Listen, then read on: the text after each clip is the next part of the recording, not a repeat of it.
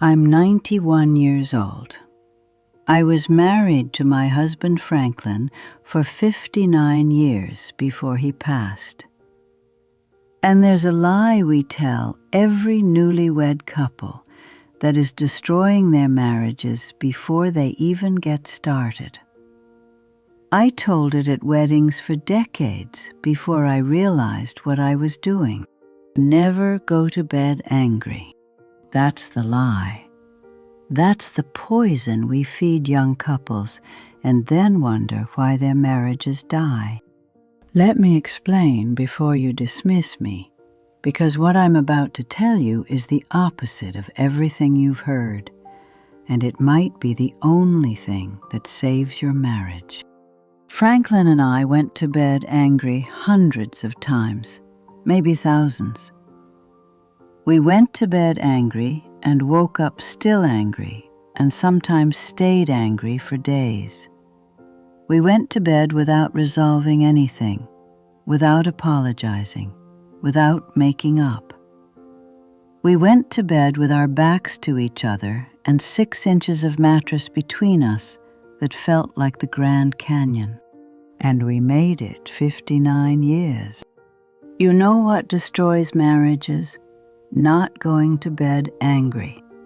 Staying up until 3 in the morning trying to resolve something that can't be resolved at 3 in the morning. Fighting when you're exhausted. Saying things you don't mean because your brain stopped working hours ago, but your mouth keeps moving. Forcing resolution when neither of you is capable of resolution. I watched my daughter's first marriage end. Good man, good woman. They believed the lie. Every argument had to be resolved before sleep, so they'd fight until 4 a.m., 5 a.m., both of them exhausted, both of them saying increasingly cruel things, both of them damaging the marriage while trying to save it. They divorced after 6 years. They told me they couldn't resolve their differences. What they couldn't do was stop trying to resolve their differences at 2 in the morning when their brains were mush and their patience was gone. Franklin and I learned something early. Some arguments need sleep. Some disagreements need distance. Some problems are too big to solve in one conversation, and that's okay. We had a rule. After 11 p.m., the conversation stops. No exceptions. We could be mid-sentence. We could be mid-fight. We could be absolutely furious with each other. At 11, we stopped. We went to bed, angry or not. And here's what happened. We woke up the next morning, and half the time we couldn't remember what we were fighting about. Half the time, the thing that seemed enormous at midnight was tiny by daylight. Half the time, we looked at each other over coffee, and one of us would say, "That was stupid," and the other would say, "Yeah, it was." And that was it. Done. Resolved by sleep. The other half of the time?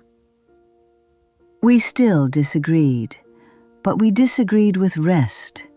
We disagreed with clear heads. We disagreed like adults who had slept, instead of like exhausted children who had stayed up past their bedtime. Here's the truth nobody tells you about marriage. You are going to have disagreements that never get resolved. Not some, many. You're going to have fundamental differences in how you see the world, how you handle money, how you raise children, how you deal with family, how you process emotions. And some of those differences are never going away. Never. Franklin believed you should spank children. I believed you should never lay a hand on a child. We argued about this for 30 years. We never agreed, not once. We compromised in the middle somewhere, but neither of us was happy about it. We went to bed angry about that topic dozens of times. We woke up still disagreeing. We raised our children anyway. Franklin thought we should save every penny. I thought we should enjoy life while we could. We argued about money for 59 years. We never agreed. We went to bed angry about vacations and purchases and retirement plans. We woke up still disagreeing. We managed our money anyway. Some arguments don't get resolved. They get managed. They get carried. They become part of the furniture of your marriage. You learn to live with the uncomfortable chair in the corner because the rest of the house is home. The lie we tell newlyweds creates an impossible standard. Resolve everything. Agree on everything. Never sleep with distance between you. That's not marriage. That's fantasy. That's setting them up to feel like failures when they can't achieve the impossible. Here's what I wish someone had told me at my wedding. You're going to go to bed angry.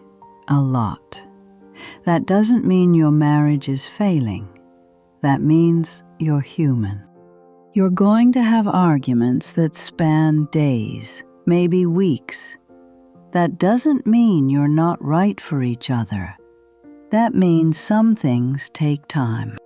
You're going to disagree on fundamental things forever. That doesn't mean you married the wrong person. That means you married a different person, which is the only kind of person there is to marry. Franklin and I didn't make it 59 years because we never went to bed angry.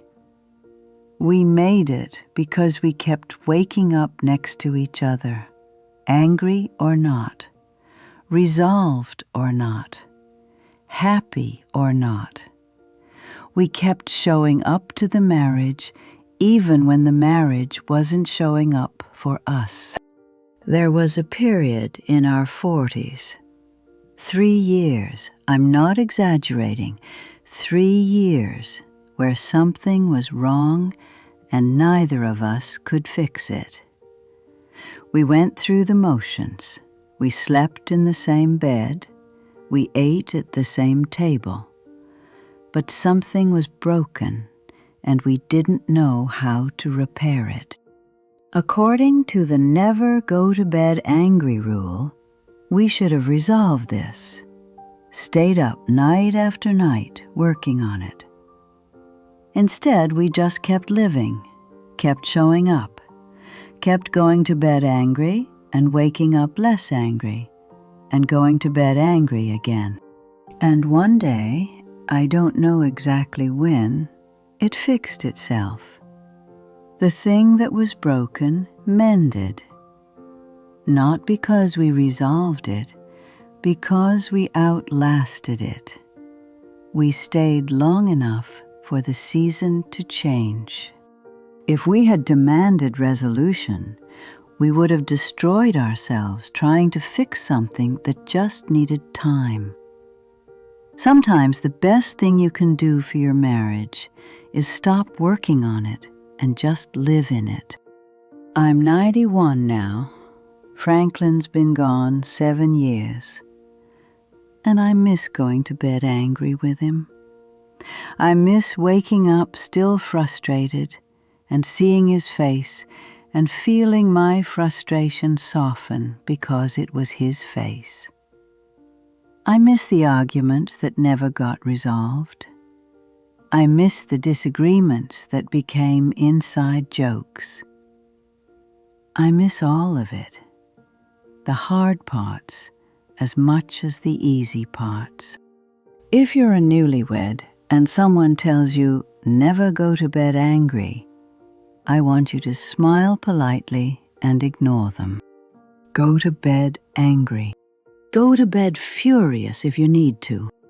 Go to bed with 6 inches of Grand Canyon between you. And then wake up. Wake up next to the person you chose. And give it another day. Give the anger time to soften. Give the problem time to shrink. Give your exhausted brain time to rest, and your overwhelmed heart time to heal. Marriage isn't about resolving everything. It's about staying through everything, resolved or not.